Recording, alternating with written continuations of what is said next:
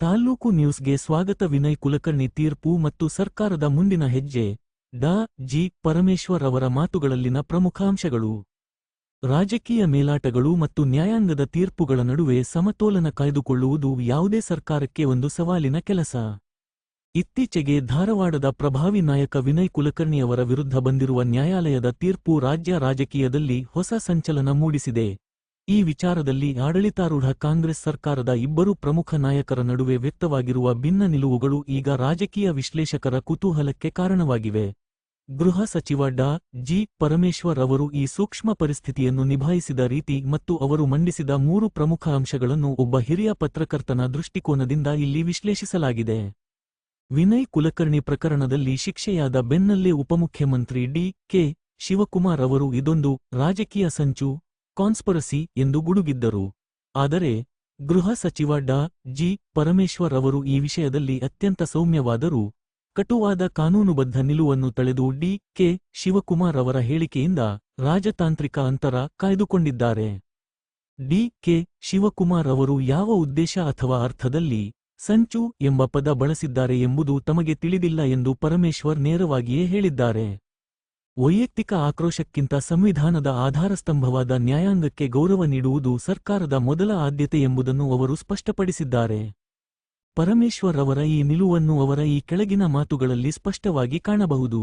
ನಾವು ಈ ದೇಶದ ನ್ಯಾಯಾಂಗದ ವ್ಯವಸ್ಥೆಯನ್ನ ಗೌರವಿಸಬೇಕು.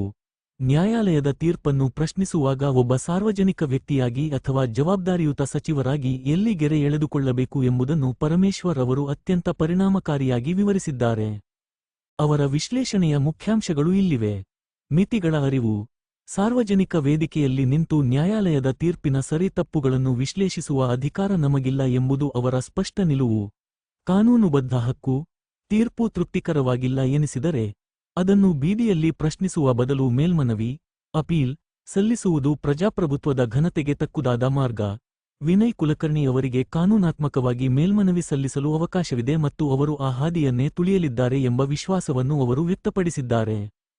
ರಾಜಕೀಯ ವಿವಾದಗಳ ಬಿಸಿಯ ನಡುವೆಯೂ ಸರ್ಕಾರ ತನ್ನ ಆಡಳಿತಾತ್ಮಕ ಜವಾಬ್ದಾರಿಯನ್ನು ಮರೆತಿಲ್ಲ ಎಂಬುದನ್ನು ಸಾಬೀತುಪಡಿಸಲು ಪರಮೇಶ್ವರ್ ಅವರು ಸಚಿವ ಸಂಪುಟದ ಮತ್ತೊಂದು ಪ್ರಮುಖ ನಿರ್ಧಾರವನ್ನು ಮುನ್ನೆಲೆಗೆ ತಂದರು.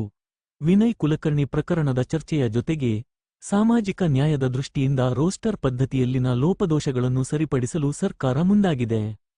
ಇತ್ತೀಚಿನ ಸಂಪುಟ ಸಭೆಯಲ್ಲಿ ರೋಸ್ಟರ್ ಪದ್ಧತಿಯ ಗೊಂದಲಗಳ ಬಗ್ಗೆ ಸುದೀರ್ಘ ಚರ್ಚೆ ನಡೆಸಲಾಗಿದೆ. ಈ ಪದ್ಧತಿಯನ್ನು ವೈಜ್ಞಾನಿಕವಾಗಿ ಜಾರಿಗೆ ತರಲು ರಾಜ್ಯ ಸರ್ಕಾರದ ಮುಖ್ಯ ಕಾರ್ಯದರ್ಶಿಗಳ ಚೀಫ್ ಸೆಕ್ರೆಟರಿ ಅಧ್ಯಕ್ಷತೆಯಲ್ಲಿ ತಾಂತ್ರಿಕ ಸಮಿತಿ ಯನ್ನು ಟೆಕ್ನಿಕಲ್ ಕಮಿಟಿ ರಚಿಸಲು ನಿರ್ಧರಿಸಲಾಗಿದೆ. ಈ ಸಮಿತಿಯಲ್ಲಿ ಸಿಬ್ಬಂದಿ ಮತ್ತು ಆಡಳಿತ ಸುಧಾರಣಾ ಇಲಾಖೆ, ಡಿಪಿಆರ್ ಮತ್ತು ಸಮಾಜ ಕಲ್ಯಾಣ ಇಲಾಖೆಯ ಪ್ರಮುಖ ಅಧಿಕಾರಿಗಳು ಸದಸ್ಯರಾಗಿ ಕೆಲಸ ಮಾಡಲಿದ್ದಾರೆ. ಡಾ. ಜಿ. ಪರಮೇಶ್ವರ್ ಅವರ ಈ ಇಡೀ ಹೇಳಿಕೆಯನ್ನು ಗಮನಿಸಿದರೆ ಅವರು ಒಬ್ಬ ಅನುಭವಿ ರಾಜಕಾರಣಿಯಾಗಿ ನ್ಯಾಯಾಂಗದ ಪಾವಿತ್ರ್ಯತೆಯನ್ನು ಎತ್ತಿ ಹಿಡಿಯುತ್ತಲೇ ಆಡಳಿತಾತ್ಮಕ ಸುಧಾರಣೆಗಳತ್ತ ಗಮನ ಹರಿಸುವ ಮೂಲಕ ಸರ್ಕಾರದ ಗಂಭೀರತೆಯನ್ನು ಪ್ರದರ್ಶಿಸಿದ್ದಾರೆ. ಒಂದು ಕಡೆ ಮೇಲ್ಮನವಿಯ ಕಾನೂನು ಹೋರಾಟ, ಇನ್ನೊಂದೆಡೆ ರೋಸ್ಟರ್ ಪದ್ಧತಿಯ ತಾಂತ್ರಿಕ ವರದಿ. ಇವೆರಡೂ ಮುಂದಿನ ದಿನಗಳಲ್ಲಿ ರಾಜ್ಯ ರಾಜಕಾರಣದಲ್ಲಿ ಯಾವ ತಿರುವು ಪಡೆಯಲಿವೆ ಎಂಬುದು ಕುತೂಹಲಕಾರಿ. ಆದರೆ ಇಲ್ಲಿ ಕಾಡುವ ಅಂತಿಮ ಪ್ರಶ್ನೆಯೆಂದರೆ ಸರ್ಕಾರದ ಉನ್ನತ ನಾಯಕರು ನ್ಯಾಯಾಂಗದ ತೀರ್ಪಿನ ಬಗ್ಗೆ ಪರಸ್ಪರ ಭಿನ್ನ ಮತ್ತು ಸಂಘರ್ಷಾತ್ಮಕ ನಿಲುವುಗಳನ್ನು ಬಹಿರಂಗವಾಗಿ ವ್ಯಕ್ತಪಡಿಸುತ್ತಿರುವಾಗ ಸರ್ಕಾರದ ನಿಷ್ಪಕ್ಷಪಾತದ ಇಮೇಜನ್ನು ಕಾಪಾಡಿಕೊಳ್ಳಲು ಸಾಧ್ಯವೇ? ಇದು ಪ್ರಜಾಪ್ರಭುತ್ವದ ಆರೋಗ್ಯದ ದೃಷ್ಟಿಯಿಂದ ಗಂಭೀರವಾಗಿ ಚಿಂತಿಸಬೇಕಾದ ವಿಷಯ. ನಮಸ್ಕಾರ, ಇದು ತಾಲ್ಲೂಕು ನ್ಯೂಸ್. ಸಾಮಾಜಿಕ ಸಮಾನತೆ, ಸ್ಪಷ್ಟತೆ.